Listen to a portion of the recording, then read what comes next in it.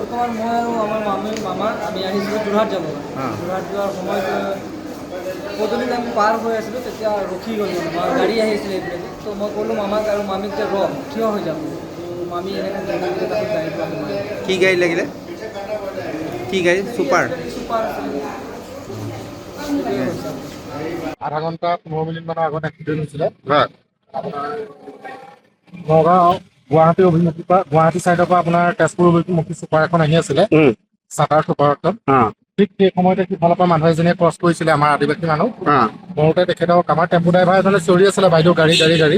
তেওঁ কথাটো ধ্যান দিয়া নাছিলে ঠিক আমাৰ এইখিনিতে আহি পেলাই ঘপকে মানুহজনীক মাৰি দিলে কিন্তু ছুপাৰখন ধৰা হ'ল ক'ত ধৰিলা এইখিনিতে ধৰা হ'ল এতিয়া ছুপাৰখন আহিব থানালৈ পুলিচে লৈ আহিব অলপ ইনজৰ্ড হৈছে দেখা গৈছে